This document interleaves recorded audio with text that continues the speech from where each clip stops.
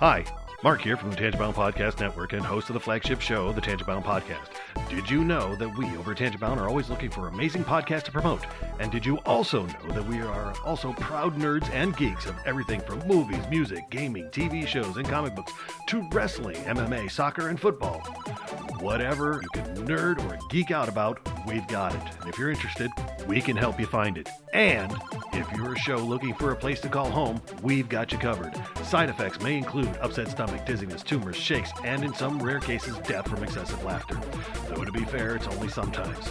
Other side effects may include diarrhea, gallstones, heart palpitations, and strong desire for cookies on the dark side. Talk to your doctor and visit TangentBoundNetwork.com and see if Tangent-Bound Network is right for you.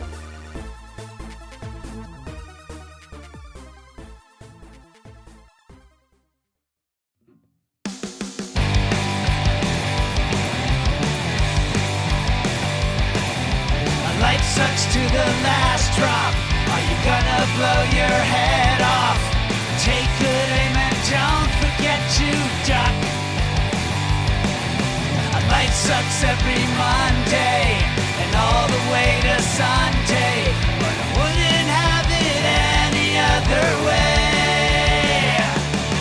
I don't care how you're doing, what's up or how's it hanging. I'd like to buy this world one last drink.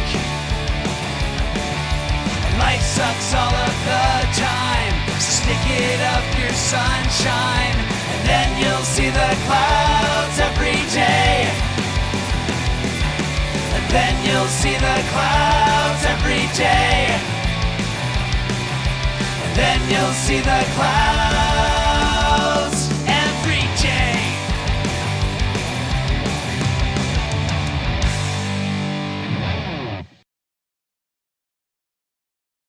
Hey everybody, welcome to a new episode of The Crazy Life. I'm Brian, and joining me as always is Henno. And it's like almost on time. Yeah, right? Like we're almost 2 weeks. Well, that's what happens when we aren't gallivanting around the world and sick Right, as exactly. can be. Oh man, it's funny. Feel 100% again, feel good, whatever. But I have still got this every once in a while. I've still got this like cough. Mm-hmm. And it's not all the time, but it's just that every once in a while it'll just be like kind of a hack. And it's like, man, it's like, how is this still here? How is this not gone by now? It's been 3 weeks or whatever. But I've talked to some other, like my brother and his wife had it too. And they basically said the same thing. They were like, there's just this like random kind of cough that just nags for a week or two afterwards. I was like, okay. I was like, well, great. It's like, as long as it doesn't seem like it's anything else, But I did realize something last night that I've been doing that is, it depends. It's a no-no, but the chances of it being a no-no are kind of extreme. In that I've been using my neti pot thing like every day for the last like 3 weeks, right? Because first of all, allergy season's here, but also I was sick. So I was using it to kind of rinse, help with that. I've just been using tap water. I completely forgot that they've strongly recommended to people to not use tap water for those things because there's a brain-eating bacteria that can happen. I've heard about this. And it's very rare, but extremely. But it's possible. Still there. And they tell you to use distilled water. Yeah. Instead, I have a jug of it sitting right in my bathroom under the sink for that purpose. I completely forgot. I thought about it. I've been using it, and then today I used it, and I was like, dang, I haven't been using. I was like, maybe that's why I can't remember things anymore. So I said, I know. Brainworm. I know. It's like, I know the chances are, like you said, they're very rare, but they're also apparently common enough that they were like, just to be safe, you probably shouldn't be using tap water for anything you're putting all the way up your nose. So I was like, I got to get better. I got to remember this, starting tomorrow. But, whatever. Luckily it's not been a thing to this point, or at least that I'm aware of. Maybe if it is, it's like, if you're going to do it, eat the part of my brain that's the like over worrying part. Yes, exactly. Just basically give me just the right kind of lobotomy so I can just drift through Exactly. the I rest was of my gonna say, years. Can I select my lobotomized section? Right. That way I can just live, Please. laugh, love the rest of my life, you know? Yeah. Oh, man. It is funny, though, isn't it? Like, you hear something like that, and it's like I said, that first move is just like, oh, man. And then it's like, okay, relax. It's very unlikely, you know, but still it's there. And I'm not one to normally, you know, like if there's something that's like a 1 in a million chance, I'm not like, oh my God, Yeah. you know, like not at all. But I've read a few people talk about this enough to where it's like there's enough of these cases that they were kind of like, you know, maybe.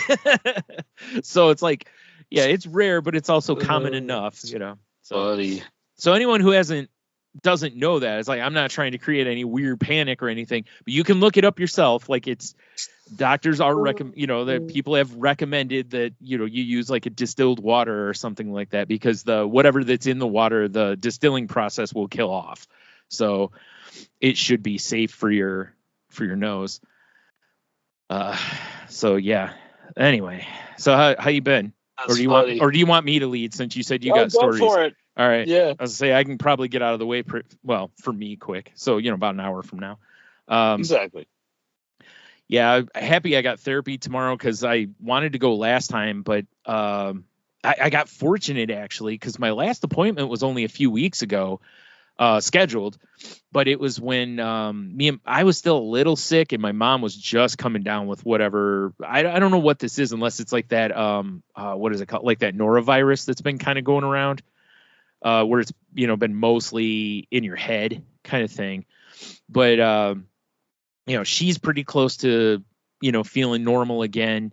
And, you know, like I said, I'm feeling pretty good. So that's good, you know, first off there. But I was fortunate that there was an opening this soon. Usually if I cancel therapy, it's like 2 months before I can get back in, you know, but. Oh, wow. Yeah. Yeah. Went and had my eye exam the other day, which I apparently hadn't done in 5 years. I thought it was pre-COVID, and the woman was like, no, it was in October of 2020. So she goes, that was back when we were doing the 1 in, 1 out.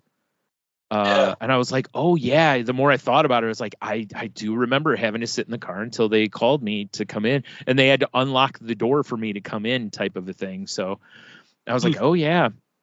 But, you know, fortunately all the health stuff on my eyes is awesome. I get to wait at least one more time before I go into bifocal territory. She's like, you can get it now if you want, but you don't really need it. I'm like, well, let's hold off then, because, you know, if I don't need it, there's, you know.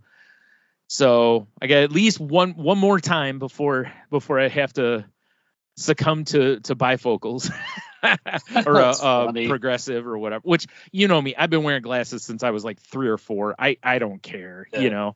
I have no vanity left about glasses. I actually like my glasses. I think I look better with glasses. So I see them as a bonus, not a negative. You know, when I was a kid, it was a little different, you know, because I had the Coke bottle lens on the left side, and, you know, plus, you know, that was when wearing glasses wasn't cool. So, you know, it's a little different world than it is now in that regard. But also I'm an adult now, so I really don't care.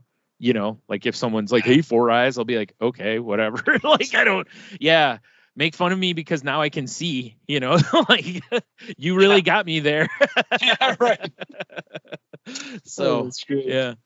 Like, oh, Sick, you know, sick burn, dude. Yeah. Way to use a hammer, you know, like it's like, it's a tool to help me see, and honestly, I don't need them. I can see without them. My left eye is just weak. Like, I cannot read real well, or almost at all. I can read big letters with my left eye, but I can't read it like in a book. I can't read it all in a book.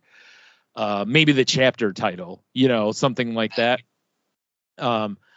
So that's, you know, that's the main reason I wear them. But like I said, I also, you know, I'm so used to it now that it doesn't bother me at all.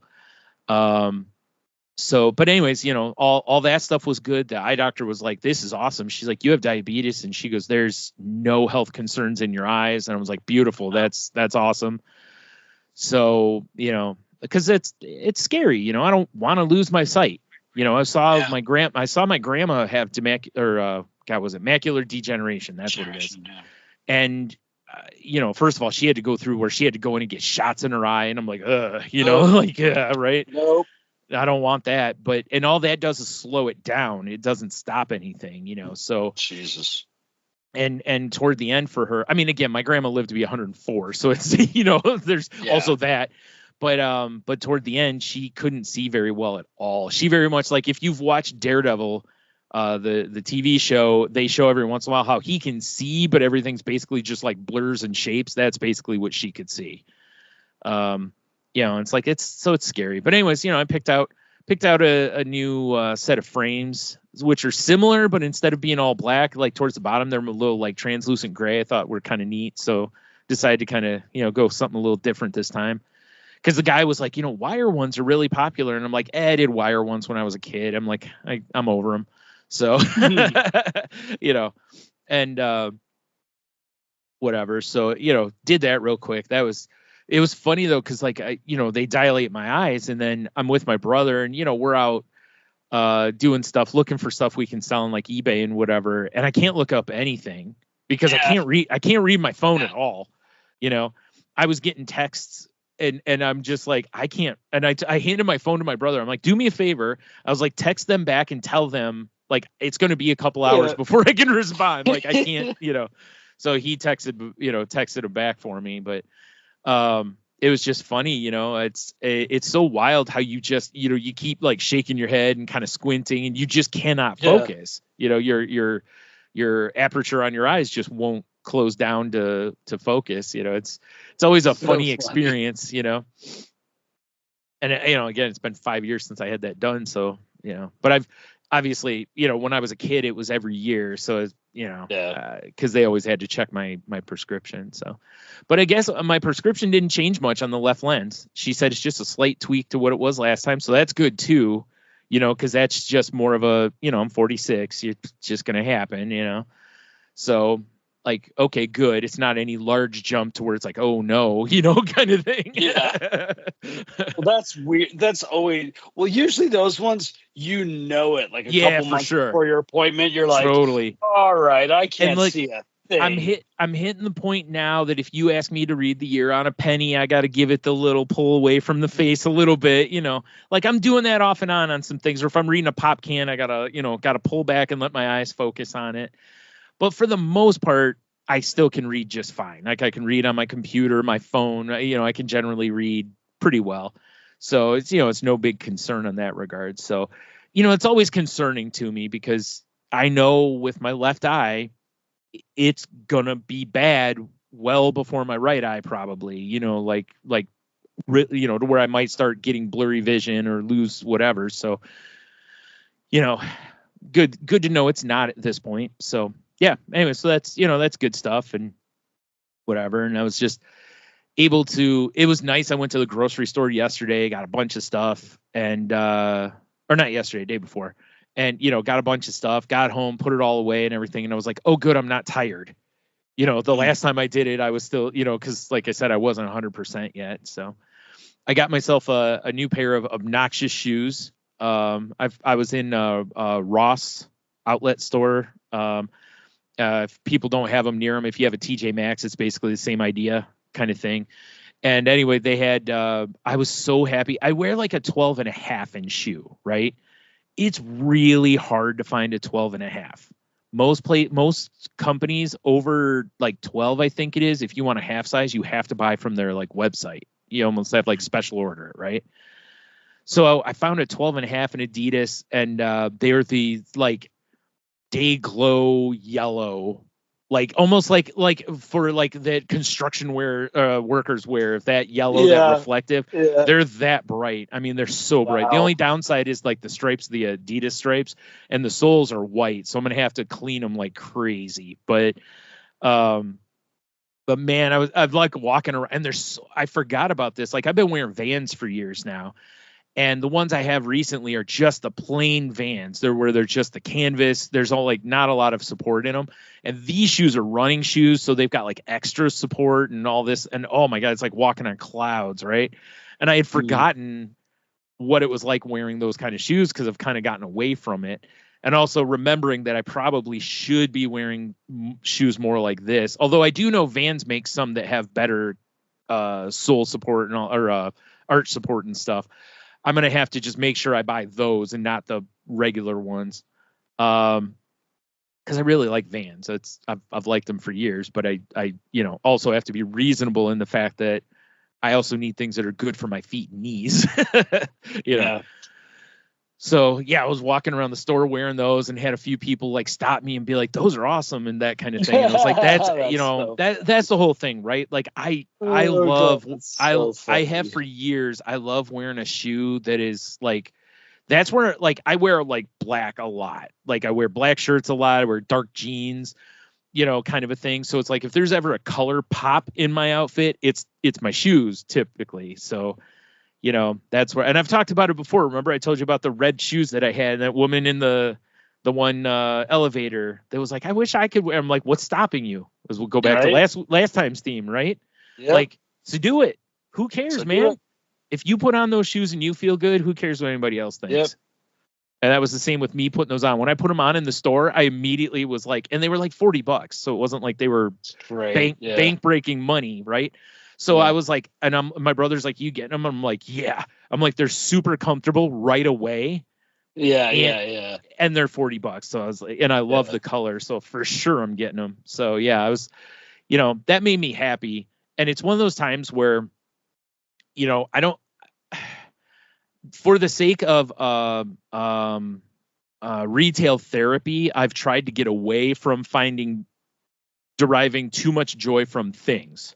Right. Mm-hmm. So that retail therapy doesn't have the hold on me that it used to have. Right. So where you're like, well, I feel bad. I got to go buy something. Right. But buying those and wearing those around, they made me feel good, again. And I was like, oh, this is nice. And it's not a retail therapy thing. It was just this is something I really do enjoy. Like I said, I enjoy an obnoxious shoe. Or just a bright, vivid type shoe, like when I used to work at Family Video years ago, I had a pair of Adidas that were these bright yellow ones. And then after that, I had a pair of silver ones, and people were always like, where the heck do you, I'm like, I'm just finding them online and buying them, it's like, I just look for stuff that's not white or black or, I'm just trying to find something that's just different. So it's very weird because the one place you typically won't see me wear like dark colors is my feet. I had a dark blue pair of Vans for a while. That's the only dark pair of shoes I've had in probably, oh man, I can't even remember. Yeah, it's been a long time because I always buy red or a bright yellow, or because if I can find like an obnoxious orange, yellow, something like that, or green, I'm probably more likely to grab that than anything. But I also really like, I am big on, I love the just classic Vans in red. I used to have a pair of Chuck Taylors that the same thing, just plain red. Not the black ones that are the classic look.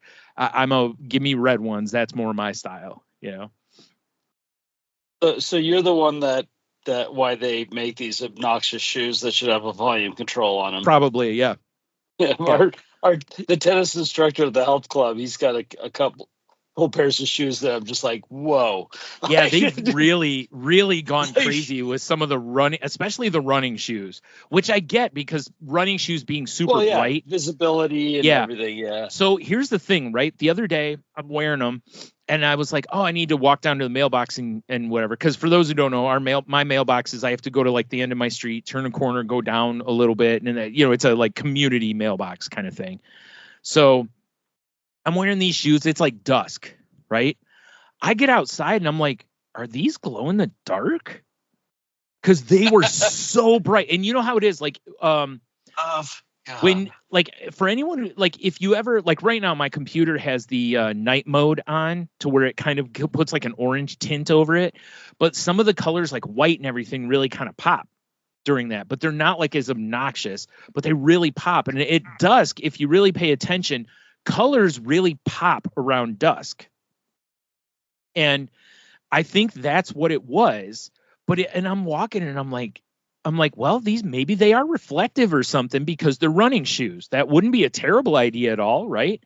I've seen running shoes like Nike ones where the swoosh was reflective.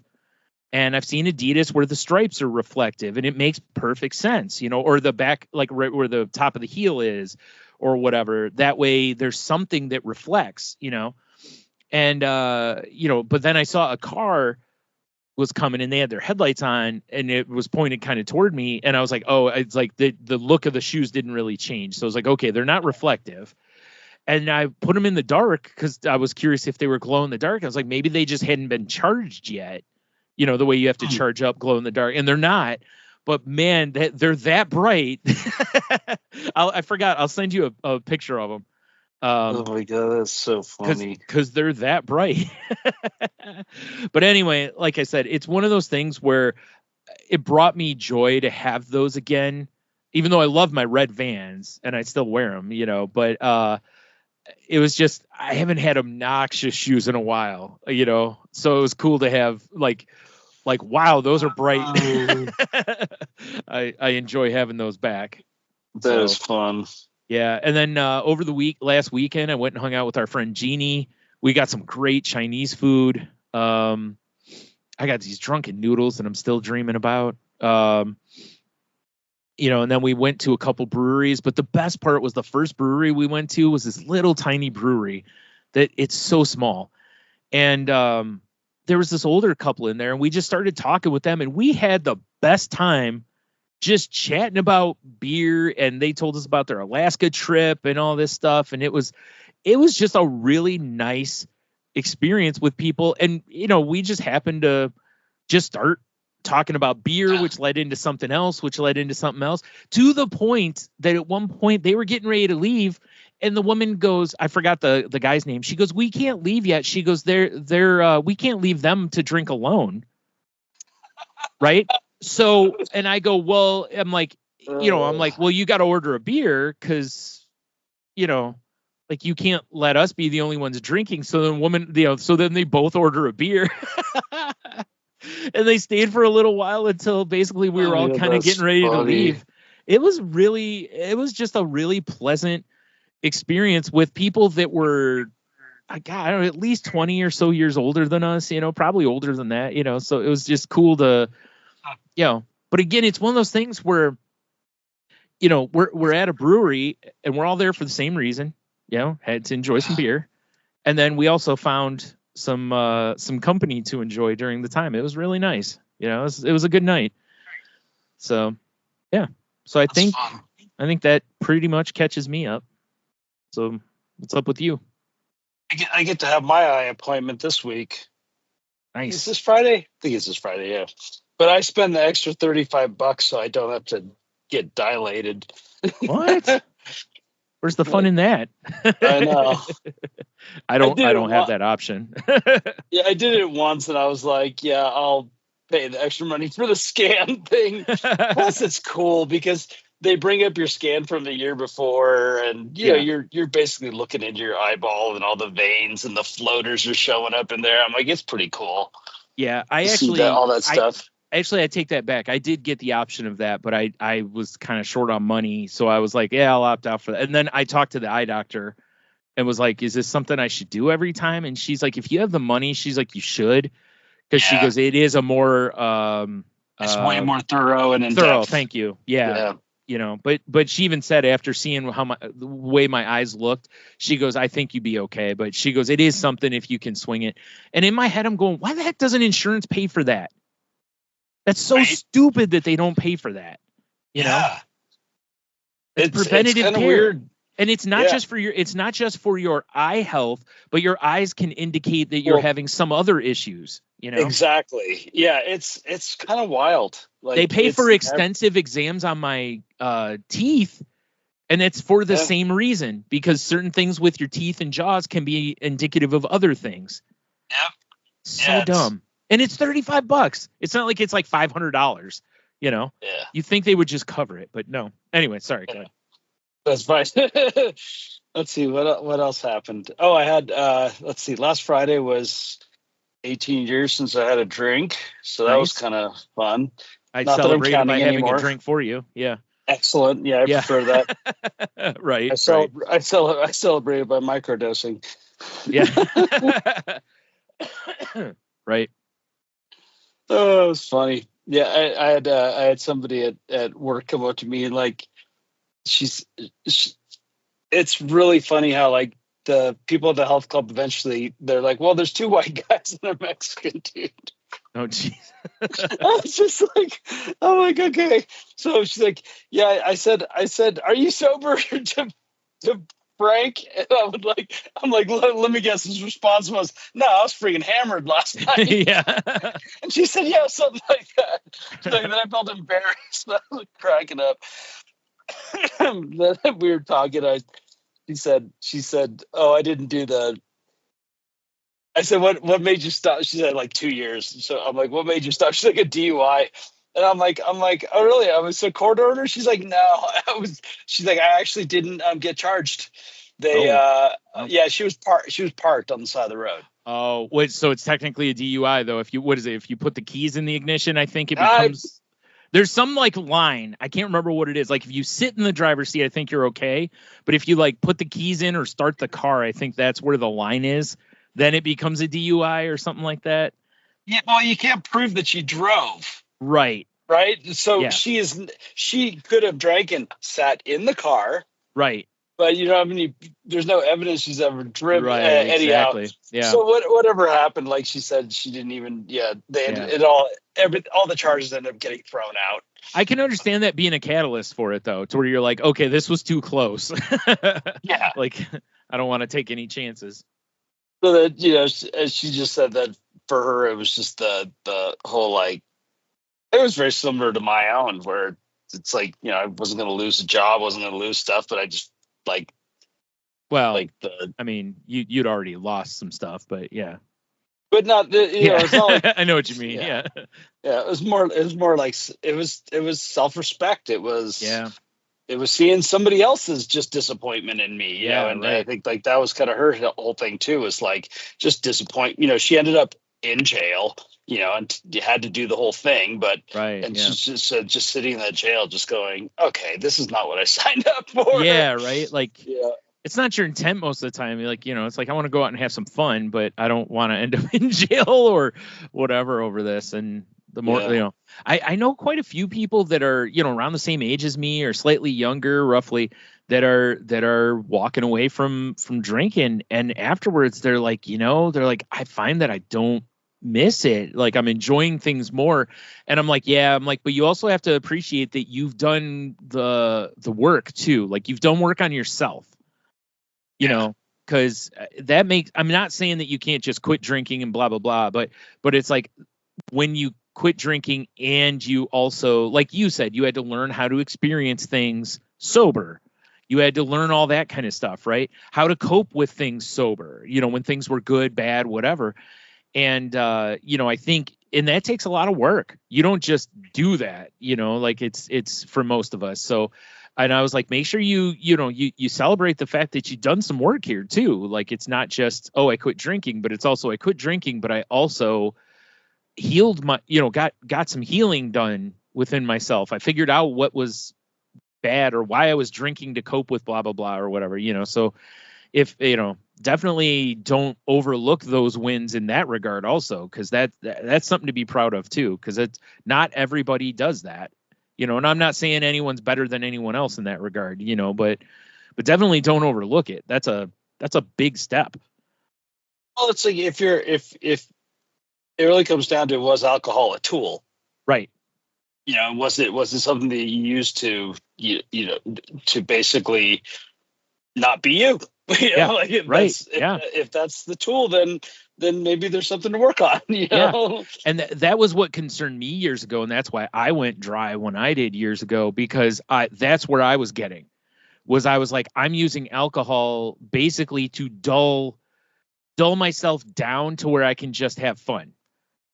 Like it was dulling down the pain that I was feeling in my life, or where I was miserable.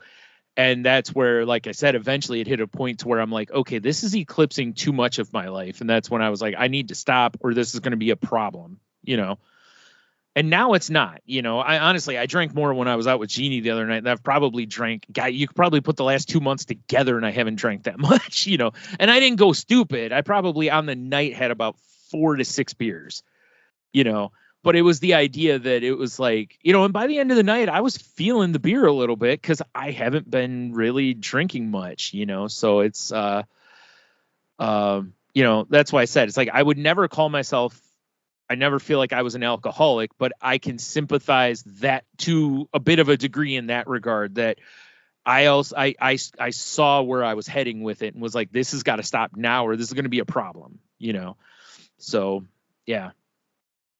Because it was a tool for sure. Yeah, I still remember I used to like not drink from New Year's till my birthday in March, and I never. I mean, it was great, it was fine, but it never really.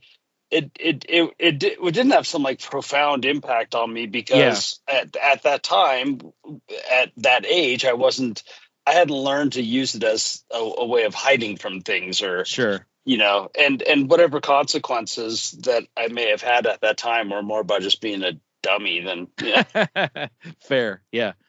And so you could have just sucked that stuff up. Yeah, for sure. Yeah. You're right. Whereas I started by using it as a social lubricant and then it became like, oh, you know what? Like I was drunk all weekend and kind of a thing. And it was like, man, I didn't think once about this or this, like my depression disappeared. Yeah. But as we all know, it comes back. It doesn't, it didn't just magically go away. No. Yeah. It was gone for the weekend, but but then Monday the hangover came and then the depression came back, So it was on vacation. It was on vacation. Yeah. It was on a little ski trip. Yeah, but that's not a sustainable, whacking down 30 racks of Miller Lite is not a sustainable way to deal with your depression. Yeah, so no. So it's funny that I told her, I said, yeah, I was fully programmed, like the whole deal, service positions, everything, yada, yada. And I'm like, yeah, I'm not anymore. And I've pretty much stepped away. And then I said, some people would call me California sober. She's like, oh, me too. Yeah. Yeah. And I think there is a lot of,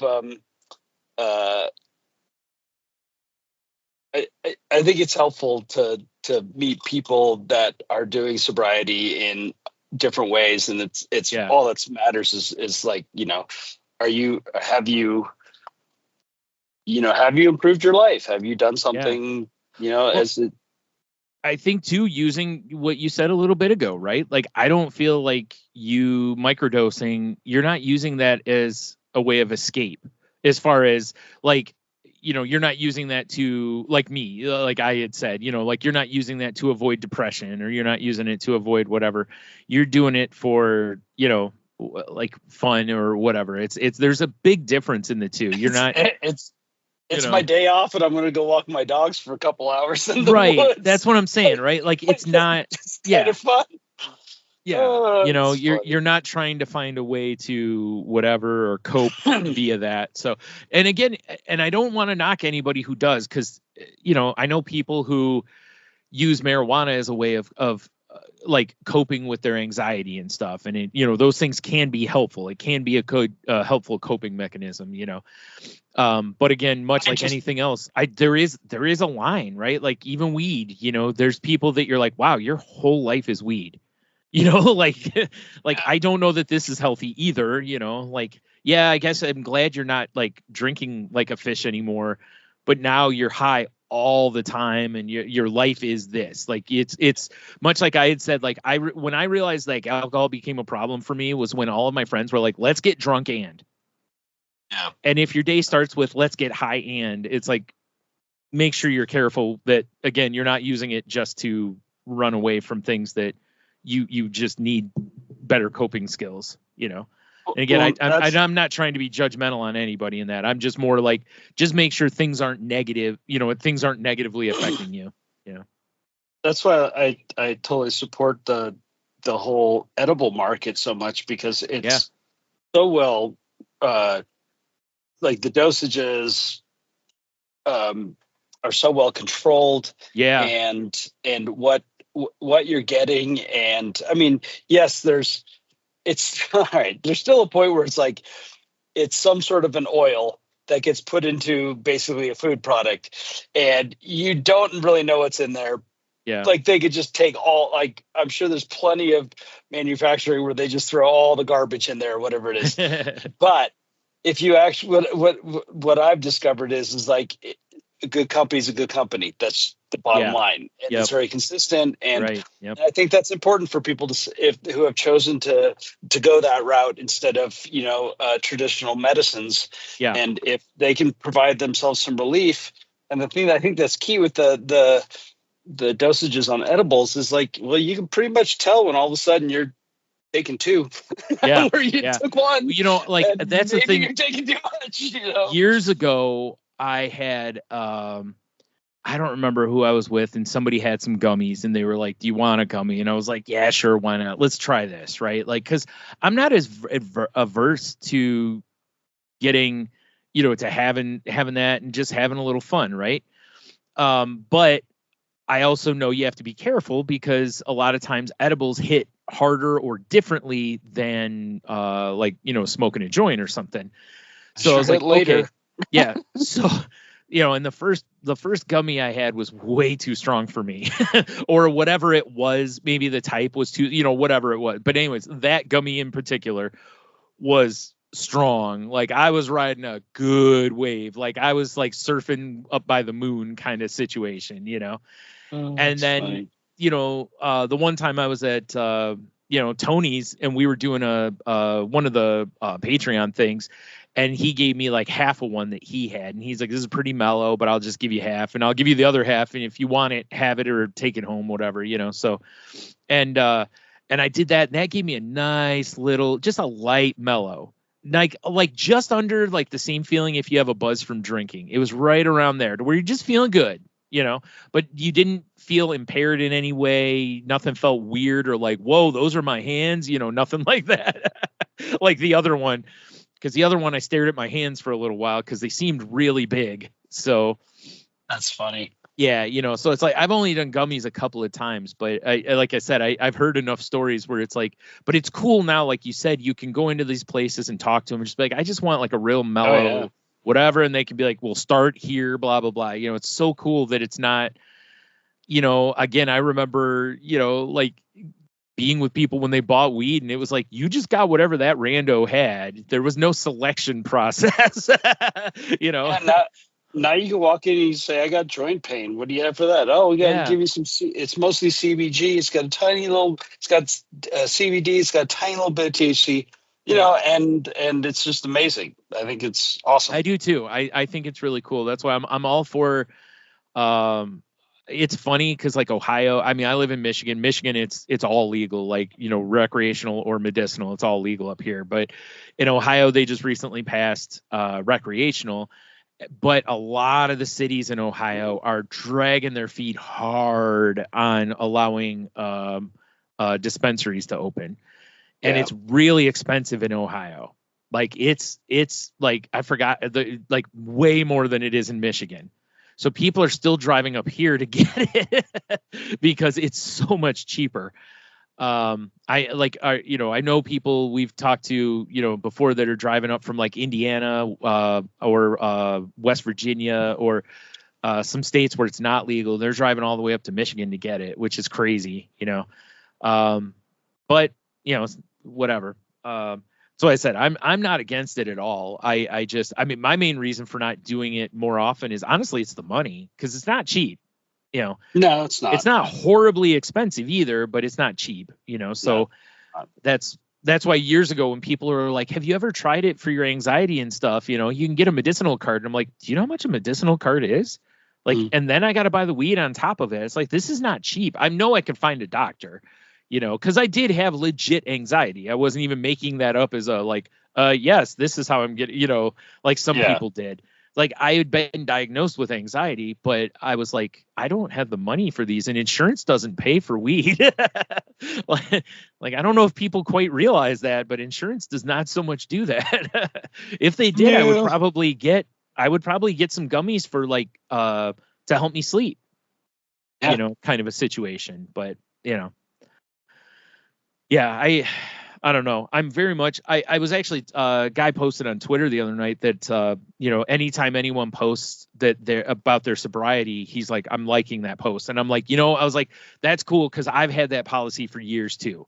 If I don't even care if I follow them. I don't care if I know them. If they're like, I've been sober for 5 minutes, I'm like, click and like on it basically. Yep. Or if it's 20 years, I don't care what the time is, because even now I don't drink much, but you know, I can understand where it's tough for some people, you know, and Really tough. you know, and I don't even mean just the alcoholic people, but just there's some people that it's such a part of their social life. Now, you know, are you going to get made fun of by your friends when you go out with them for not drinking, you know, like that kind of stuff. It can change your social situation. So it can be very tough on various fronts. And then also if you are dependent on it, or it is your coping mechanism, or, you know, there's all those things too. So the only thing I would say is, you know, anyone out there, if you're just going to quit drinking, especially if you're consumes a lot of alcohol, is please be careful. And, you know, cause you can hurt yourself badly from withdrawal. So if you're super addicted, you can die. Yeah. Let's just be frank about it. Yeah. You can die. So just be safe in that regard. You can have a major medical emergency because your entire body has become dependent on this substance, because it goes everywhere. Right. It's in all of your organs. Like whatever percentage of alcohol you're used to drinking, just think that every single organ in your body is dependent on that amount of alcohol all the time. Right. That's why you have the DTs. That's why people, you know, go into serious systemic shock from it. I mean, it's you know, heroin addicts actually have it easier. Yeah, they're not going to die, which is crazy. Crazy. And you would think it would not be that way. Yeah. And an alcoholic can absolutely die. Right. So like I said, just be careful in that regard. But yeah. But yeah, I think it's cool that a lot of people are kind of moving away from it. And I think it's kind of becoming kind of cool to not have to drink. You know, a lot of people are getting more and more okay with that. And I like that. You know, we should all be accepting of whatever it is people want to do in that regard, as long as they're not hurting others and the blah, blah, blah, you know, but yeah. So I was go ahead. I was going to say, just usually people that go on and let you know that they're doing this are people that have done it by choice and not because they were told by the law to do it. And it's a big difference. Yeah, for sure. So, the other thing, speaking of medicines, so I for about a year, like last year, started the year with pneumonia. Yeah. And then I had endless dental stuff. And every time I went into the dentist or the doctor for my pneumonia stuff, you know, I take my blood pressure. And my blood pressure's a little bit high. It's always a little bit high. Yeah. And I was like, all right, well, I haven't been exercising as much. And so towards the fall, I started going back to the gym. And the other thing that had happened was when I went on that cruise with my mom, when we were in those rough seas, I was feeling this, you know, like major head tingly and I was walking around the ship because I didn't feel seasick, but I just felt like it, and it wasn't anxiety, emotional anxiety. It was like the physical components of anxiety. And it wasn't until I got back that I realized it was my blood pressure.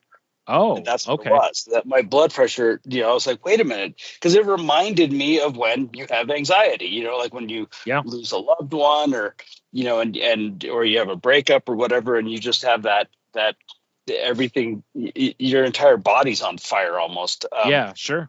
And I didn't realize that that's what that was until afterwards. And like about a couple weeks ago, I was getting ready to play.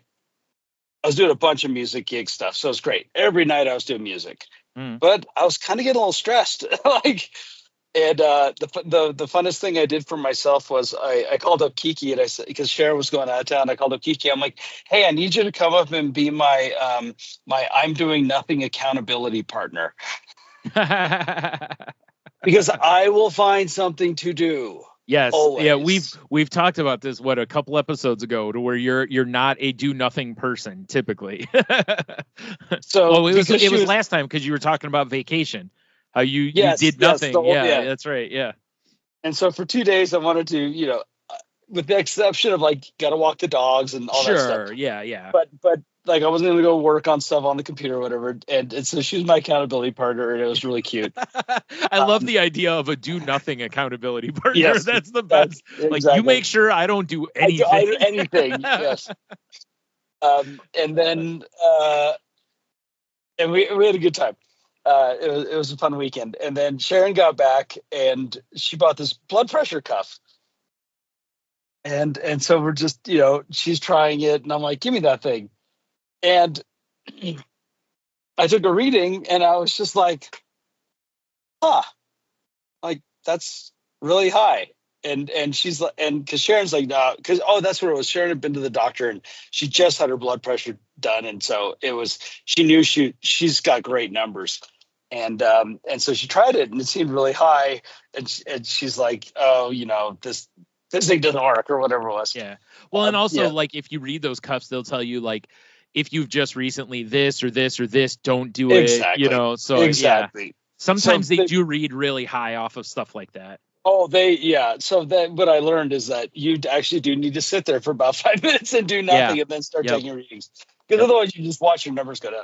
Yeah. But so I went to work on Sunday, and I got done, and I went to the gym, and it felt fine. And the next day I was at work, and I started feeling that head tingling again. I was like, well, that's weird.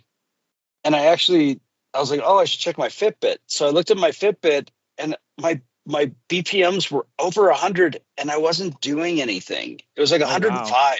Wow. I'm like, well, so I sat down and did a little meditation, and it didn't change. And I'm like, okay, I just ate lunch, so all my blood's gone to my, stomach. Right. But I'm like, I'm still 105 is like so over. I mean, I should be 75. I'm right. Somewhere in the 70s when in the middle of the day. So I get home, I throw the blood pressure cup on. My first reading was like, go to the fucking emergency room. Yeah, right. Like, it was 180 over 120. Wow. See, that's what years ago, I hadn't been to the doctor in a long time. And when I went, Jen was like, you have to, like, let's go, this doctor I have is great. You'll really like her. And my first appointment with her, I went in, and they take my blood pressure, and it was similar to what you were just saying. And I'm like, well, I'm super anxious, blah, blah, blah. Right. Doctor comes in, it had been 10 minutes or so. So she, of course, is like, okay, well, we're going to take it again in a few minutes, whatever. She talks to me, whatever. They take it again. It's similar. And she goes, okay, it hasn't come down at all. And I'm like, well, I'm still really anxious, Bob. And she goes, this is not anxiety. She goes, you're not leaving without a prescription for blood pressure medicine. She goes, this is stroke level. She goes, this is dangerous. Yeah. She goes, I cannot in good faith let you. And she's like, and you need to go get a cuff, and you need to monitor this. And if it gets anywhere near this and stays there, she goes, I want you to go to the hospital. I was like, okay. She was very like, like almost like shaking you, like, no, listen, Yeah. So I understand. I whatever. I wasn't doing the cuff right, whatever. So when I finally sat down, did it right, everything like that, my numbers were still just not anywhere. I mean, 157 over 95 or whatever. That's still really high. It's bad for me. And so then I start looking at my Fitbit over the last week, and I'm looking that when I was doing mundane things, I'm talking like sweeping or scrubbing a floor, my BPMs were pegged. I mean, 147 BPM. I mean, wow. And it was wild. And at that point, I'm like, okay. And I waited. And then finally, Sharon's like, do you want to take one of my blood pressure medicines? And I'm like, yes, give me that thing. And so I took it. And then the next day, I called up our local clinic and went in, and I told the whole thing to doctor, and doctor's like, okay, I'm going to give you a prescription for this, and just monitor and it send upload through the app where you're at, and we can make adjustments, whatever it is. Sure. But the funny thing was, my Tom, my bandmate, being a doctor, he's like, look, if you're under 200, you're gonna, he's like, because he knows me, He's Yeah. like, if you were incredibly overweight, then yes, Right. I would be concerned, but you're not. My You're number, if I relatively remember fit. correctly, when I went to that doctor, was somewhere in the 190 range, 190, 195. And again, I am significantly, I am overweight. I am in the high risk category. So Yeah, like so. that's Tom's why like, she was unless very you're- much like, danger. Yeah. Yeah. Yeah, like he was like with me. He's like, if you're not 220 over 100, I wouldn't worry about it. But I said I'll make an appointment. So Yeah. that guy was same thing again. He's like, do you drink or smoke? Nope. He's like, okay, keep doing that. Oh, okay. And Like, and dang it, told I him, was just going to drink a whole bunch and smoke in the parking lot. Dang it. right. And I mean, I seriously, I do 10,000 to 15,000 steps every. Oh, I take Yeah. that back. I do 12 to 17,000 steps every day just in my work. Right. And Yep. so it's like I'm relatively active. Yeah. But so he gave me the prescription, and what was amazing is within 2 days, I felt like a completely different person. Right. It's crazy how different you feel in no time. Yeah. And it was, I think for me, it was even quicker, but that's probably because mine was like obscenely high. Yeah. So. and I'd already, I'd already taken Sharon's Yeah. the day before. And so it's like, even that I just felt different at work. And then what was really wild was I was looking at my BPM when I would be getting ready for work. Yeah. And the difference from the 1 week to the next was just, Oh, I bet. it's not even close. Which is great because Like, that means it the was medicine's working right. Yeah. Yeah. It's ridiculous. And so that I'm like, well, I'm not going to, so I've been taking readings at night, and then when I get home, Yeah. or I'm sorry, when first thing in the morning, and then when I get home at night and from work, and they vary. They're fantastic in the morning, and then they're a little higher at night. But still, it's like now I have to do my part, which is get back to the gym and and maybe watch some of my food intake and stuff. Yeah, watch the sodium a little bit. Yeah, that kind of stuff. Speaking of like just saying that about sodium, I look because my mom's doctor had told her because of water retention to try to lower her sodium intake through food. And so I'm looking at potato chips. My mom doesn't eat a lot of potato chips. Like, I'm not even exaggerating. If she has a sandwich, she'll have like 6 chips with it. It's a very little amount. But still, I was like, well, I'm going to, so I started buying the lightly salted. And I'm looking and I'm like, wow, these are still pretty high in sodium, Uh-huh. And then I'm looking around and I found this one brand, Utz is the name of the brand. And they have a no salt, I think it's no salt added chip to where it's basic or very low salt. Anyway, it's got like 5 milligrams of sodium per serving, which is crazy low for chips. Like, low salt chips still have like 80 milligrams of sodium, or 50, somewhere in that range. But then I just found a brand, I forgot the name of it, but they have no salt at all.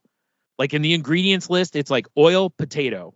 Like, that's it. So the only sodium you're going to get is whatever is naturally in the potato or oil, right? And they taste just like, now the problem is you definitely miss the salt, right? Because it's there. But they taste really good. They taste like potato chips, So, but it's crazy what some of the stuff you find. Like, she looked at like cottage cheese, and oh my God, does cottage cheese have a lot of sodium in it?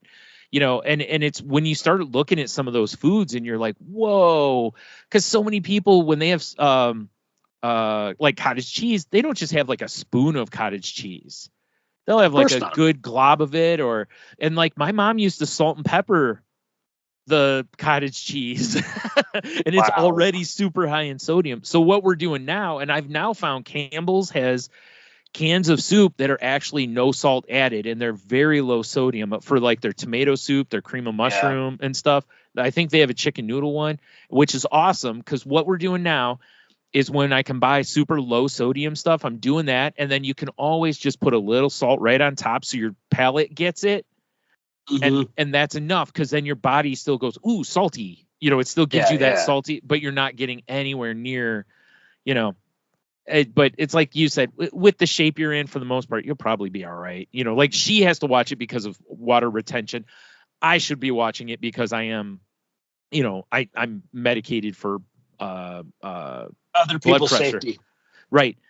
Yeah, that's accurate. But but I actually, like, every time I go in to the doctor and stuff, like, my medicine's doing a great job. My numbers have been amazing for a long time now. So that's, but I'm also on more than one medication for my blood pressure, so it's like, I really need to lose weight and do some other things in my life, get moving to really help that cause. But my brother was in the same boat as you in that he's a mailman. So for a long time, he was walking all day, and he goes in and the doctor was like, yeah, your blood pressure's high. And he goes, how, like, I'm all the time walking. And he's like, well, what do you eat? And then you find that, there's probably some contributing factor in what he ate, because he ate a lot of prepackaged foods, which are all super high in salt. He ate a lot of lunch meat for, lunch and that kind of stuff. So again, high sodium content. So, the doctor, of course, was like, let's try to get you away from some of that. And then, we're going to put you on a medicine though, because your numbers are high. I don't know if he's still on it or not, but I know for a while he was, but it just kind of blew his mind. Cause they always tell you, exercise and blah, blah, blah. And it was still like, but there's also genetic components and whatever involved. So yeah, but yeah, he gets, I don't know. I mean, he doesn't now, cause he's been there long enough now. He doesn't walk as much on his routes. He gets to drive a lot, but he still walks quite a bit, but not like he used to, when the routes that he used to have were like all walking routes. Now, he drives part of it, walks part of it. So it's, it's a little lazier, but Well, still. it's in my family, so that's a factor. And then it was weird. He was talking about the last time I had all my blood work done, cholesterol and everything. He said, "Yeah, that looked good." And I said, "When was that?" And he said it was like from like 3 years ago or something. I'm like, do you have any idea the damage that I can do to myself? 3 years? 3 years? Like, I mean, 3 months, let alone 3 years. 2022, you're looking at those numbers? Yeah. I mean, come on. Yeah. I could have crushed a 12-pack of donuts every day for the last year. You're like, dude, you understand there was quarantine during those 3 years, right? Like, I was sitting at home. What are we doing here? God, I thought that was funny when he said that. Is kind of surprising. You had your numbers 3 years ago. You're probably good. I figured he would have been like, well, do you want to do some blood work? Because I really thought we might do some blood work. But no. Yeah, no blood work. I think mine's down to where he's doing it once a year on me now, but for a while he was doing it twice a year. But a lot of that was the medicines I was on. That was more just to make sure my liver enzymes and stuff were okay. Actually, it actually reminds me, while I'm in their office tomorrow, I got to go get yelled at for my cholesterol numbers, and my sugar's high again. So, which I already looked up, like I looked at my chart, because how you can get online and do that. So I looked at it and I was like, okay, sugar's high. Bad cholesterol's high, but my good cholesterol's low. So it's like, I need to exercise, I need to eat better, like the things that, so I've been trying. And then I was just like an idiot. I'm at the store. I bought way too much just junk, man. I was like, what am I doing? I saw a bag of chocolate covered pretzels that were like $2. And I was like, well, I got to have some of these. And, it's like, had to get a bag of red jelly beans, because, got to have one of those every year when Starburst puts those out. And and I'm like, and then like last night, I'm like, what are you doing, man? Come on. Like, you got to get better about this. That's why I ate a salad tonight. Yeah. Oh, and I had my dentist appointment, and no news was great news. Yay. That's good. I got that coming up this week. Yeah. So that was great after last year. Yeah. Yeah. I bet. And then I called my mom, and she said the funniest thing. She said, I don't think your sister and your brother-in-law like to hear me bitch about everything that's going wrong in the house. And I was like, oh, you don't say. And I said, so what's going on?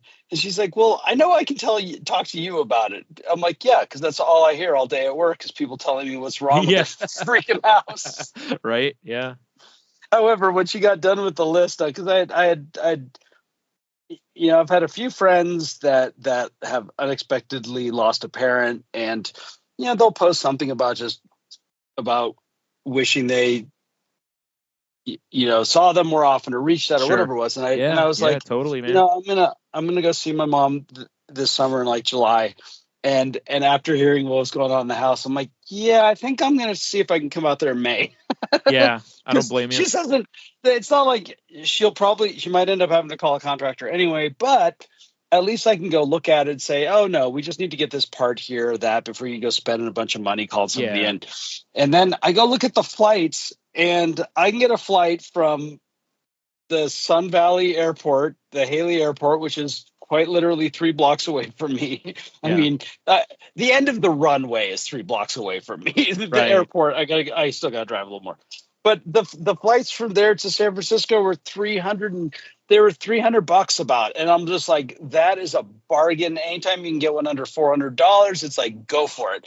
Okay. So I booked a flight to go at the end of May for a week, and help my mom out. So that's going to be that'll be good for you and for her, because if you can alleviate some of the some of that stress on her. Like my mom does the same thing, where like the other day, she woke up and she's like, boy, it's cold in here, and she thought maybe she had turned the thermostat, because we had a couple, we've been having it to where like 2 days are 70, then the next 2 days are like 40, and then it'll be back in the 60s or something, so it's tough to regulate your, sometimes you forget to turn your furnace back.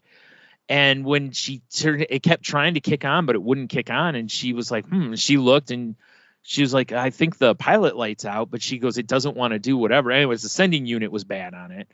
And, so that was, what, $200 or whatever for that, so it's, those kind of things come up, and it's just like, oh man, and then you start thinking about how old the furnace is or isn't. And, then you kind of, other worries that just are, you kind of start down that path a little bit, and it's easy to do, and you start, oh man, I don't want to have to, I hope it's just like, while you're waiting for the guy to come out, you're like, I hope it's just some part that can be fixed. I hope it's not like, oh yeah, your furnace is garbage, kind of thing, so luckily it was just the sending unit, but also, I think she had a sending unit fixed last year, and I think this guy kind of tipped a little bit to her that maybe the company had bought really inferior parts.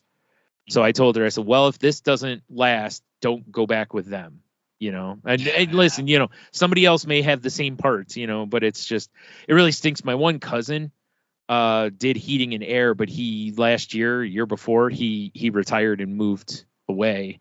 Otherwise, I'm sure if I had called him, he would have come over and looked at it real quick. And he would get us a good part for it, even if it's a little more money or something, he wouldn't get us an inferior part, on purpose. But, what can you do? But it's like, I feel bad on a lot of that stuff, because I am not a handy person at all.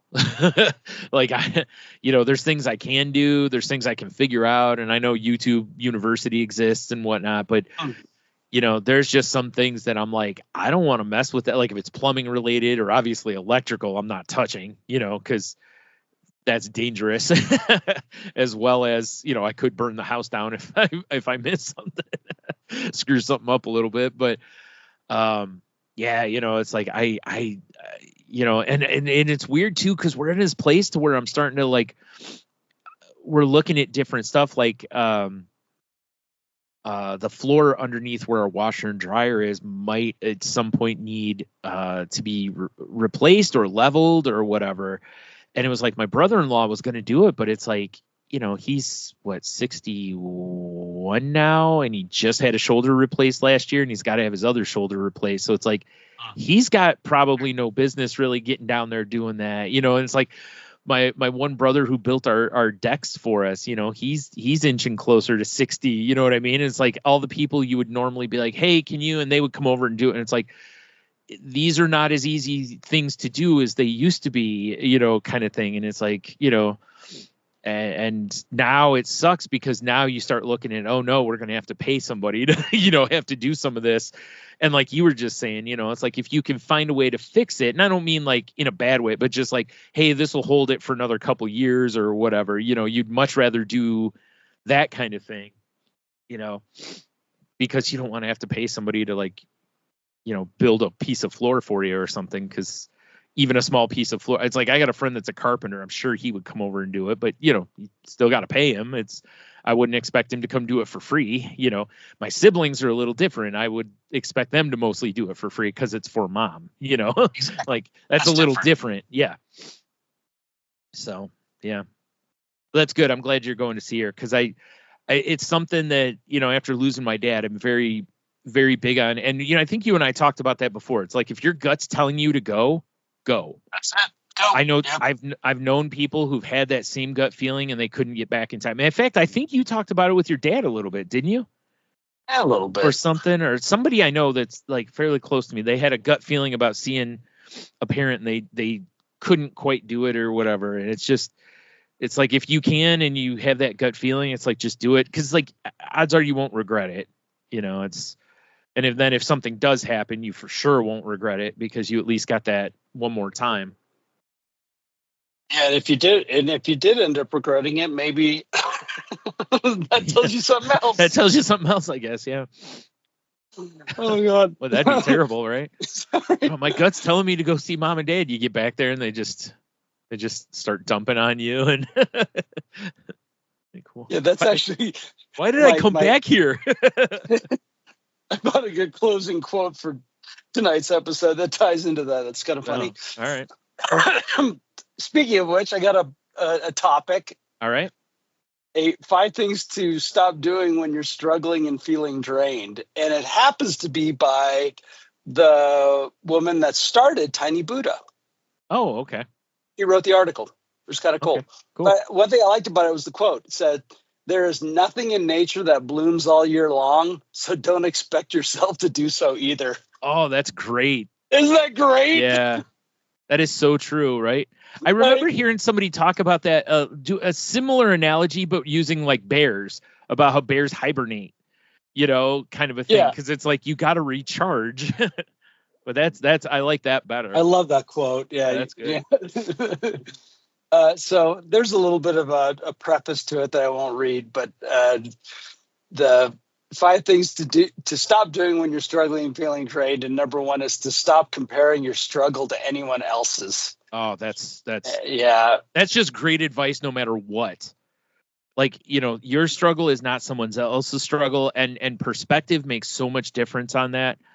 Yeah. I mean, here's a great example, I think, was during those fires in LA a few months ago. And there were rich people that were losing their homes and everything. And people were like, oh, they're rich, they got money, blah, blah. And it's like, you don't understand. That's still an invasion of their life.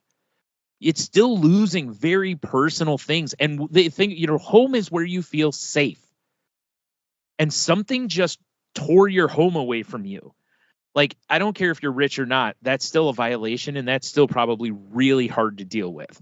Yeah, they can cope easier with the other stuff. They can afford to rent or buy another property in the meantime while theirs is being rebuilt. Whereas a lot of people for sure can't, but again, that's where you start comparing. And instead it's like, and I read a quote about empathy that was like, you can't call yourself a true empath if your empathy only works for people that are lesser than you. Interesting. Yeah. And I was like, that's, whether you agree with that or not, it is at least something to think about. Just because someone has more than you doesn't mean that loss is not significant to them. Okay. So anyway, but yeah, that's just good advice anyways. Just don't compare anytime. Don't compare bad to bad, none of that stuff. Just because someone has it better than you or worse than you doesn't mean that your loss is not also great. Yeah. Like, her closing on it is like, I'm allowed to experience the feelings and struggles associated with my current life circumstances, even if someone else's are far more tragic. 100%. So are you allowed to experience that too. And I think what you said here was like, if it helps alleviate self-pity so you can find the perspective and strength you need to keep going, then by all means make comparisons. But if it's only serving to minimize your own feelings and needs, try to remember that 2 people can have completely different situations and both can need and deserve compassion equally. Sure. Number 2 is stop focusing on things that aren't priorities. It's interesting because we can prioritize anything we want in our life, because it's like, but I get what she's saying. Things that are like, don't prioritize like wants over needs kind of situation, Yeah, you need to get extra discriminating about what truly matters and what doesn't. If you exhaust yourself with non-essential, you'll have no energy for the things that can actually move the dial in the areas of your life that need the attention. Yeah. I think it's really good advice. Yeah. Number 3 is stop expecting yourself to do what you could do before. And I this is something I don't think I've ever read or heard someone say. Okay. Stop expecting yourself to do what you could do before. Yeah. It's like maybe you were far more physically active or productive before, or you were the person anyone could call anytime, any day, whenever they needed someone, or you were everyone's go-to person for a night out when they needed to blow off some steam. It's easy to cling to your sense of identity when you feel it slipping away. Not only do we mourn who we used to be, fearing this change may be permanent, we worry other people may not like this version of ourselves, this person who's far less fun or far more needy. But the thing is, you are not who you were before. And I think that is so important to say. Jen actually, oh, sorry, go ahead. Yeah. Go ahead. I was going to say, if you remember, Jen talked about that when she was about getting help for her bipolar when she was on the show, because she had various people say, I miss party Jen. And what they were saying was, I miss manic Jen. Yes, exactly. And that's really a terrible thing to say to somebody, because it's like, yo, my mental health was really bad. And you're telling me you wish I was that. Yeah. You know, like, hey, you were a lot more fun when you drank. Yeah. Well, I was killing myself. Yeah. Right. You know, so like, how does that work? Right. You know, so in that regard, it's interesting because when you first read that, I wasn't thinking of it in the regard of like, you're not the same person you were, say, 5 years ago. Right. I was thinking more along the lines of the spoon theory, which is today, if I wake up with 10 spoons, I can take on the world, let's say. Tomorrow, if I wake up with 5 spoons, I can't. Yes. Right. So I'm not who I was, meaning I don't have the energy I had yesterday. So I have to be reasonable and do things like, hey, I'm really sorry, I don't have the energy to go out with you today. Maybe yesterday we could have went out and partied, but today I just don't have it. You know, I was thinking more, I was thinking very short term with it. And I hadn't thought about the fact that this very much applies not only to short term, but also to long term. Yeah. And I think it's really important when you've had a major change in your life. Yes. Yeah. And that you go, oh, well, I used to be able to do this. It's like, well, you're not the same person today. Using Jen as the example. Like I used to be able to go. It's like, yeah, you were manic. You know, now I can't because you're even, you're regulated, you're medicated, or you're healthier, or your your physiology has changed. You know, you're physically not the same person. Sure. Whatever's happened in your life, and I'm just older. Well, yeah. I want to be in bed by, the people that are all like, I want to be in bed by 10 o'clock. I don't want to be going to a concert at 10 o'clock, just even stuff like that. Yeah, like how useful is that if you're in a rough patch? Yeah. Like that is just an absolute means of beating yourself up when you shouldn't. Totally. That's something my therapist has gone over and over with me, is she's like, you need to be kinder to yourself. Like you need to give yourself, and she's like, I don't mean let yourself off the hook in the regards of real responsibilities, but she's like, I mean, in the regards of don't beat yourself up because, oh, I can't do this. And I know people like it when I show up, or people that, don't worry about that. You got to be kinder and go, people will understand, or if they won't, then again, you have to then maybe reapproach conversations and relationships or whatever. But, and it really is like you were saying, that's an easy way to just really be hard on yourself when you really need kindness. And a lot of us we're so mean to ourselves compared to we wouldn't say those same things to a friend, And what it cuts off is kind of like what we talked about last week, which is, well, what can you do now? Yeah. So go do it. Right. Like, oh, well, and we do this. You and I talk about this all the time. Well, if I can't do it like I used to do it, then it's not worth doing. Yeah. Well, you're not the same person you were back then. Right. So you are you today. So why don't you discover what the new you can do? Right. And going back to stuff we've talked about a million times on here too, which is if the rules change, conversations need to be had. Right. It's true. So if you can't be that, hey, you can't call me at 9 o'clock and we go hang out and have drinks. Like I can't do that anymore. But if you have time, I can go out for lunch tomorrow, or if you're willing to go out at 6 o'clock, or, like, here's what I can do for you, like, counter offer basically with what you are able to do, and that kind of thing. And just explain to people, because a lot of people will understand that you can't this or this, like, or I can talk to you on the phone, but I can't go hang out, or if you want to come over or something, like, there's, like I said, tell your friends what you can do to help, even if you can't do whatever they want or need or whatever. Or same with just yourself, even if it's just things for you, it's just be honest with yourself and be kind to yourself. Like, hey, I can't do this anymore. This is not, I can't eat a whole large pizza anymore. It's really not, it just destroys me, but what I can do is eat half a pizza today, half pizza tomorrow. But whatever.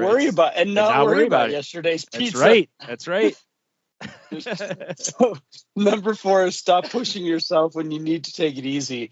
And I mean, I did this last week. Yep, I was just gonna say. Yep. Yeah. and then I did it again when I got the the meds from the doctor. I said, guys, I'm gonna take a couple nights off here. Yeah. I want to take these medicines, and I want to give myself a chance to just relax and go to bed early and see what happens, because I was concerned, and it was great. It's like, oh, I shouldn't be exhausted. Well, that's kind of demeaning yourself. Like, yeah. Well, like, again, how many times have you said that, don't shoot yourself to death or whatever it is, or stop shooting however it is, Yeah. And I like this one sentence: belittling yourself for feeling whatever you feel doesn't immediately transform your emotions. Yeah, that's true. I mean, it's true. Yeah. It's like, getting down on yourself because you feel something isn't going to change it. Yeah. It's not. All it's going to do is make you feel worse. I mean, it's never going to improve your situation. It's.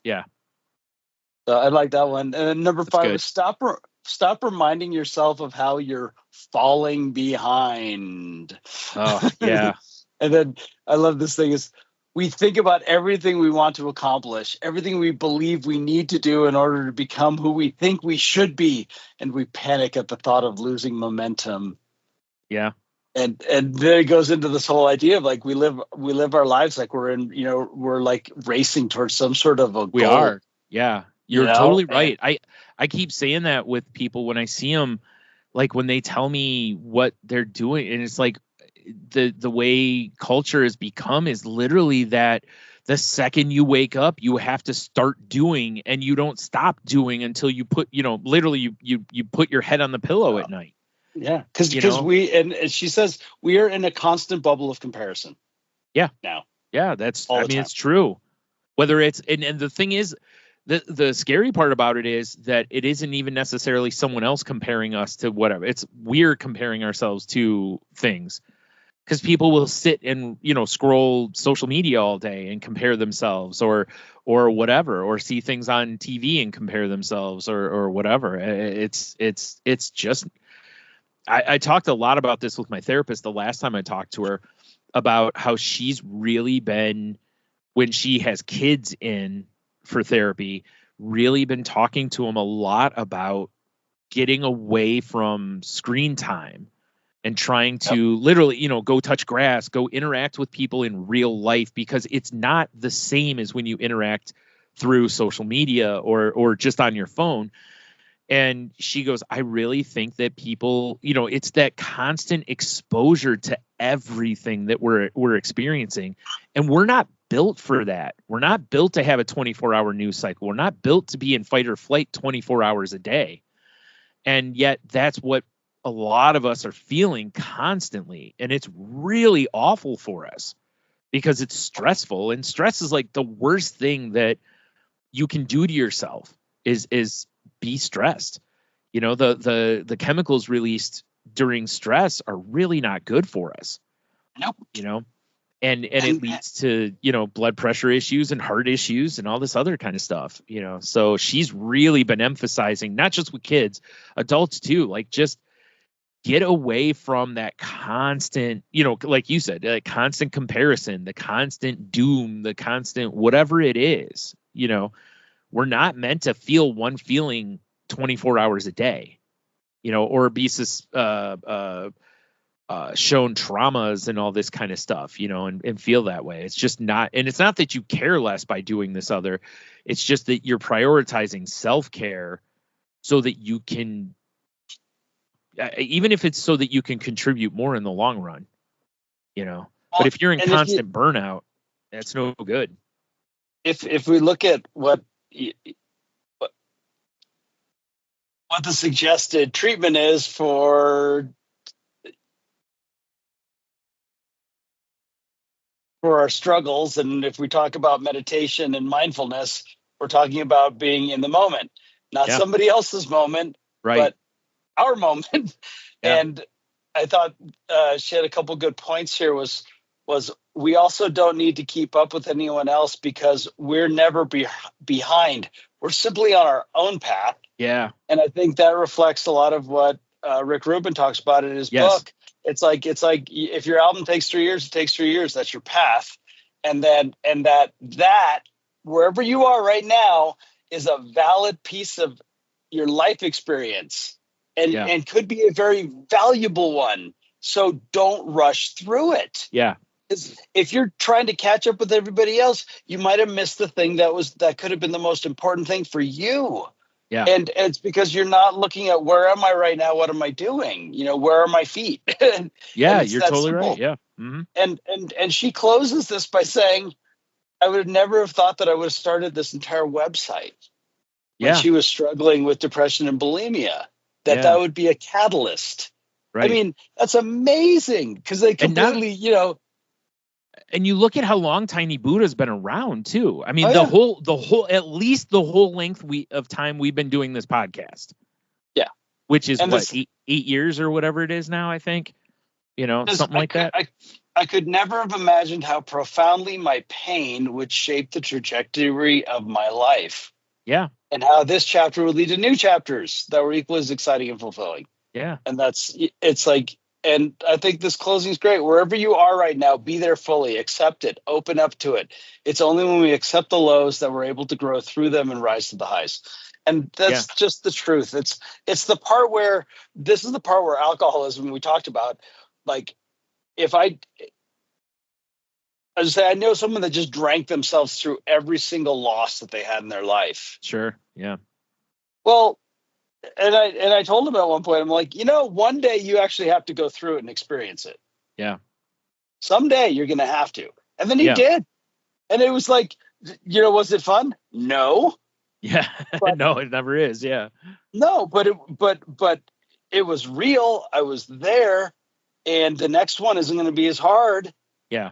You know, because that was my advice, was like, you know, at some point you have to do this sober once. Yeah. You just can't keep relapsing every time there's a loss in your life. Yeah. Well, also that helps you, doing that stuff helps you bury it, and that's not processing it, you know? Well, no, it doesn't. You're always going to be starting at the baseline at the bottom. Whereas if you at least get through one of these experiences, as difficult as it might be, then the next time you're a little bit ahead of the game. It's not going to be as painful. Yep, exactly. Because you've got some experience. Because why? Because you accepted it and you were in it and you opened yourself to it. And it's. So we'll throw this in the show notes. Cool. And, I really like that, because it is very much. I mean, I know, like, so many of the things we read, so many of the things we talk about, it really is about just being in the moment, right? Like, you talked about that with just that example you just gave with alcoholism. And it's very similar when you think about depression, is that, you know, or anxiety, right? It's like anxiety is living in the future, depression's living in the past, right? Yep. So if you stay out of both as best you can, I mean, it's not, you know, you can visit, just don't stay. But also it's tough. You know, we all know it's tough. But if you can stay in the present, your anxiety generally will be a little lower. Your depression will be a little bit lower. I'm not saying it cures it by any means. You know what I mean? But it definitely helps you from really ramping it up. And Yeah. you know, and it's hard, you know, like I said, it's one of the things I talk about to my therapist off and on all the time is, okay, this has happened. How do I stay present? How do I try to stop myself from getting too far forwards or backwards or whatever? And it's amazing how once, you know, when you start putting this stuff into practice, it sounds ridiculous. I 100% get it. And if you don't believe me, go all the way back to the beginning of this show and listen to how I react to different things that we talk about. Then come all the way back here and listen to how I react to things we talk about. There's a lot of work in between those two times. And to the point that I actually was talking with Jeannie about this, about sorry folks, this is going to be kind of vague, but the story I told you about last time after we were done recording, that I said I didn't want to talk about on the show, how I realized that I hit a point to where I was like, my brakes pumped, because I was like, whoa, my brain is doing this. I need someone else to help me keep from so my brain doesn't spiral here. I need someone else to be like, hey, you're being ridiculous, basically, and to help me. And I sought that and was able to do it. And this is all positive, by the way, folks. This is not a negative situation. But anyway, the fact that years ago I wouldn't have been able to see that my brain was doing that, let alone stop and ask for help. You know, but it's because I finally accepted some of these things and then practiced these things. And now I'm in a point, again, not cured by any means, because there is no cure for this stuff, but I have way more tools and awareness now that I didn't used to have. And that makes a massive difference, because I was able to stop myself from a really negative spiral before it became a really negative spiral. Like, as soon as my brain started, you know, like I started hearing the negative thoughts, you know, the other side of me was like, hey, you know, like danger, you know, and I was like, oh yeah, this isn't good. Let's cut this off before that gains too much power, because my brain was starting to go too much into the future, basically. Well, what if this, what if this, what if this? And it's like, who cares? We'll worry about that then. And, you know, so, like I said, it's a constant fight, but if you don't arm yourself with the tools and the awareness, it's really hard. It's way harder than if you have those things, and it's hard enough with those things. So, yeah. So good luck to everybody that's trying, but definitely try to do the work and stay as present as you can with so much stuff. I mean, man, you know, I didn't talk about this. Like I actually that I just talked about, I really think was my win for like last time. I didn't talk about it on the show, but I think that was really a win of mine, was being able to catch that and shut that down before it got too bad, you know? And like this week, you know, I told you before we started, I was talking with somebody about music, and we were really just kind of going back and forth, and I'm listening to music, and it was just weird how music transports us to a time in our life. You know, it really is the only time travel that we have right now. And it's amazing how you can listen to a song and be, you know, go, wow, that was 20 years ago. And you're there, you know, like you feel those feelings, you remember what was going on. And not just that, but was it yesterday or the day before, an artist by the name of Robert McGinnis passed away. And he's a legend in the illustration world. And if he did the movie posters for a lot of James Bond movies, but he's also known for doing tons of pulp books, you know, like novels and stuff. He did a lot of the crime covers and all this kind of stuff. He, you know, phenomenal artist. And it was like, man, and what that did was I immediately, when I read that, I started going back through and online looking through his work. And it really was like, oh man, yeah, this is one of those guys that he's one of like my favorite illustrators. And it was such a joy to go back and go through a lot of his artwork again, you know, that I had forgotten about or hadn't looked at in years, kind of a situation. And when you do that, you realize that you're in a spot that you're you're happy in the regards of you're enjoying, like I'm enjoying his art again, you know? And this guy worked until, I mean, he worked up until basically he died. He was 99. He worked almost his whole life, you know? And like I said, if you look up his work, he's got just tons of iconic pieces, especially the James Bond stuff. That's, you know, those are going to be probably his most known things, the posters for some of the movies. You know, but between the music and the art, it took me back to my 20s. And I was like, man, this reminds me of basically this is what I used to do was I'd have music on, I'd consume art or create art. And this was what made me, this was my joy. This was what made me super happy. And then, you know, like today we're talking about like, you're not who you were, and I'm not who I was then.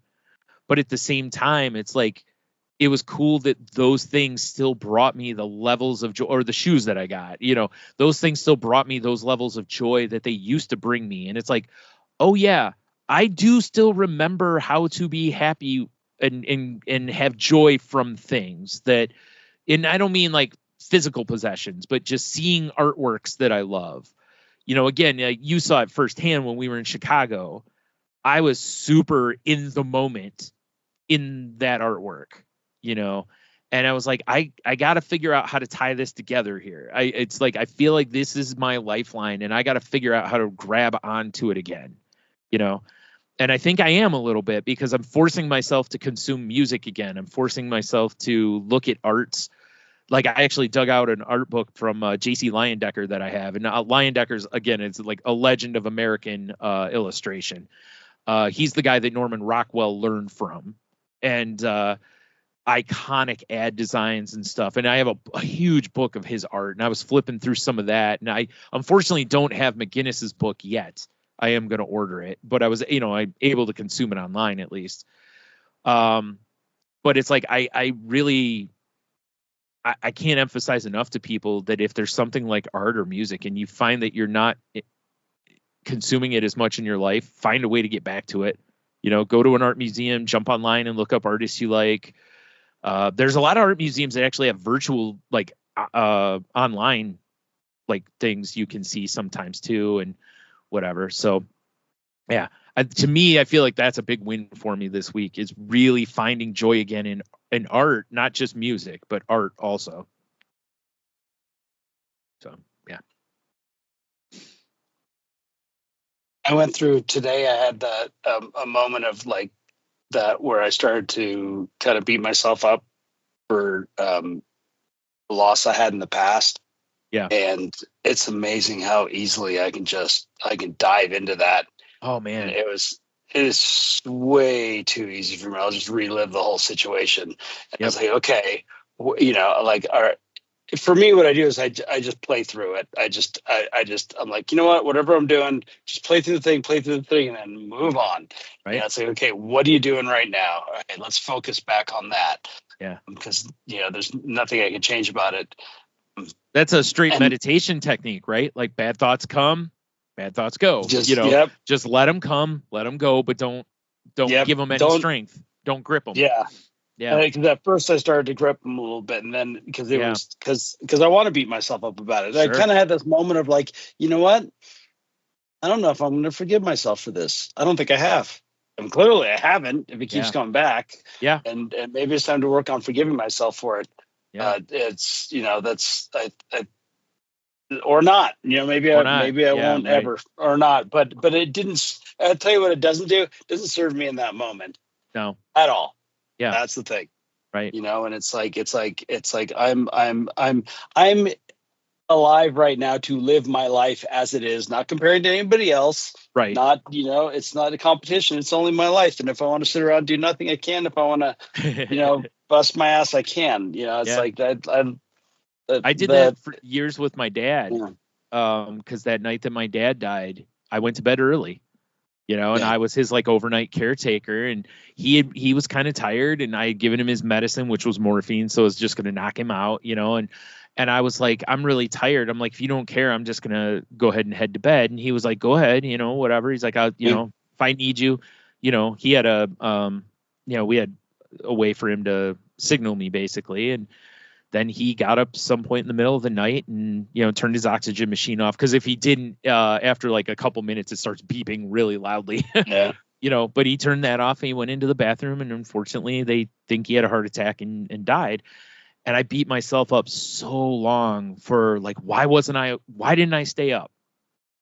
If I had stayed up, I would have heard him. I might've been, and it was like, dude, like my dad was so weak at that point that literally, like they even told me afterwards, they were like a strong coughing fit probably could have killed him, cause his heart might not have been strong enough. Right.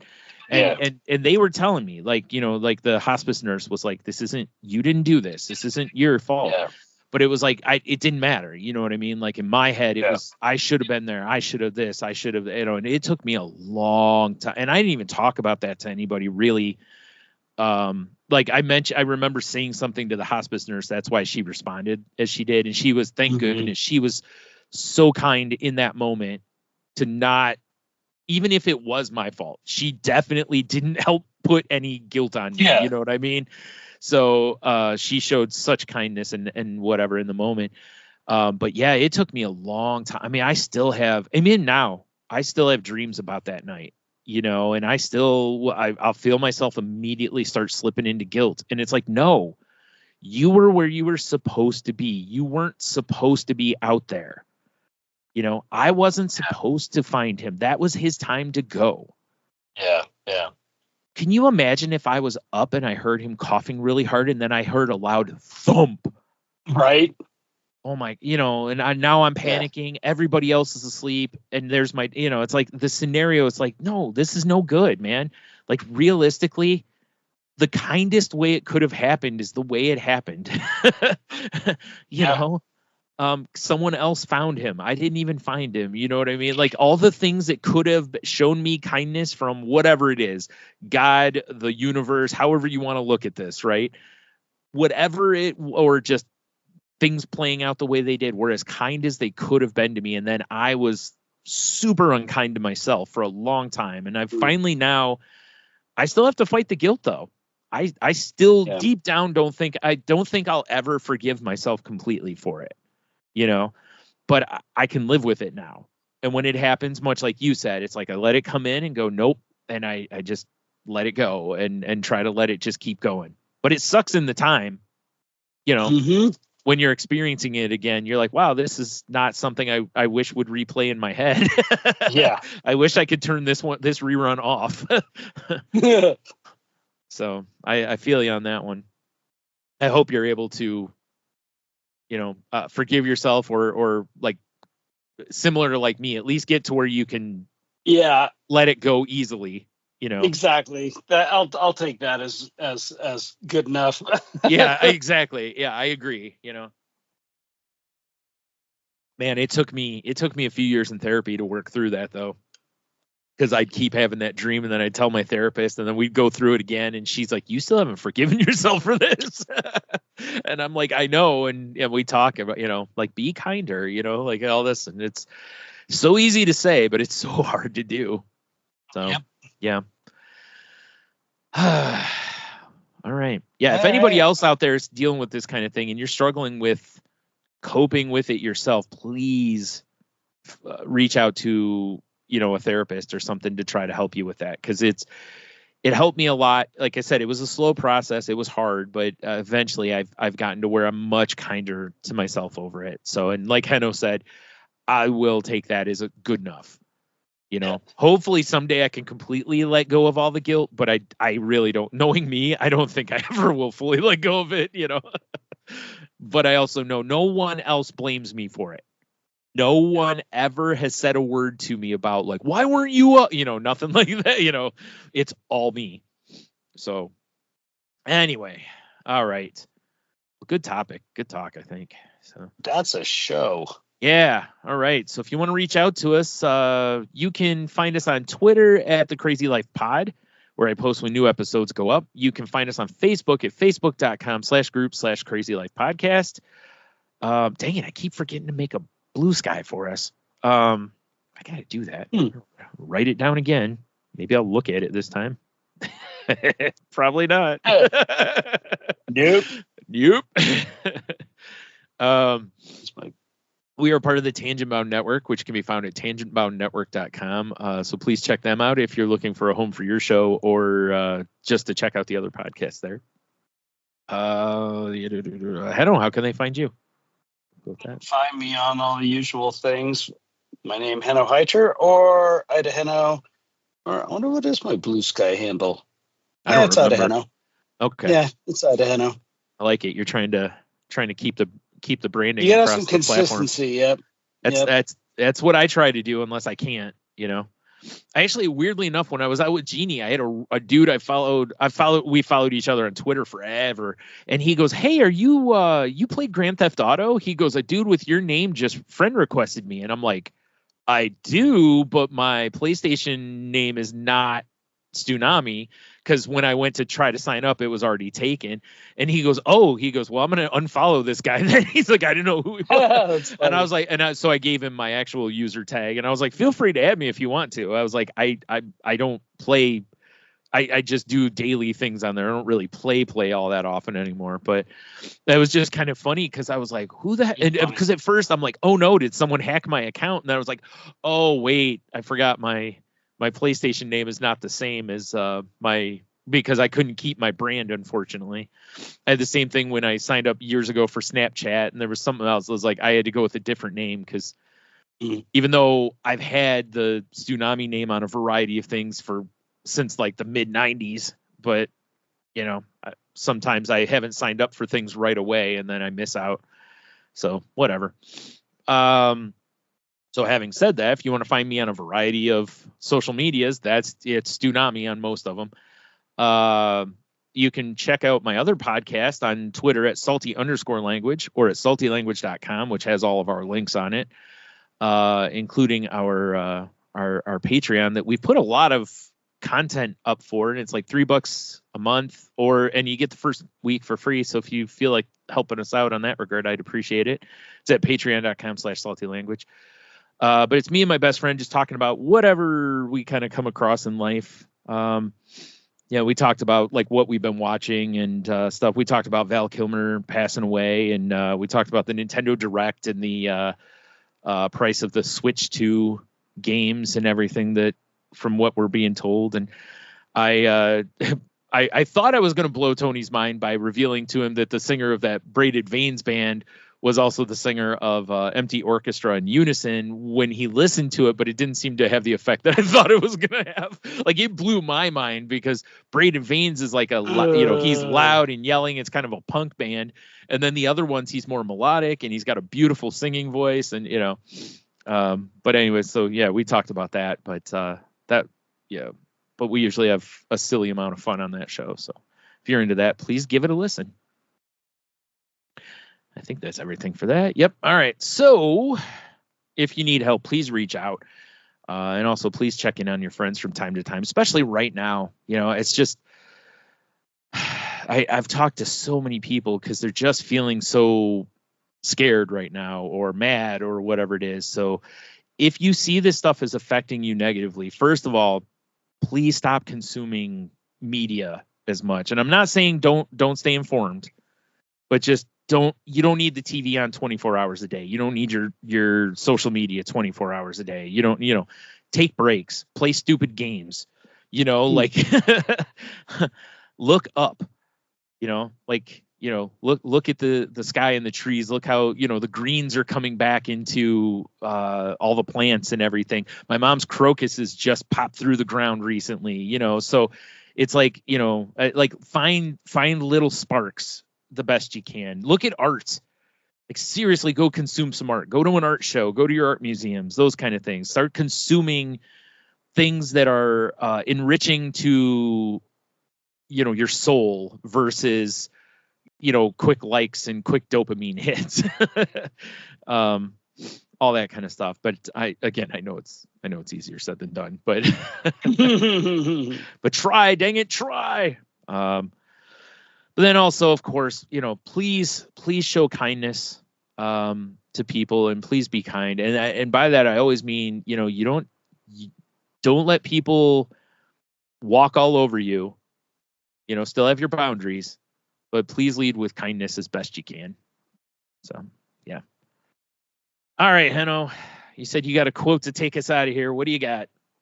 Yeah. I don't want to suffer, so excuse me if I excuse myself from situations that suck all of my energy. I like that. That's great. All right, we will talk to you next time.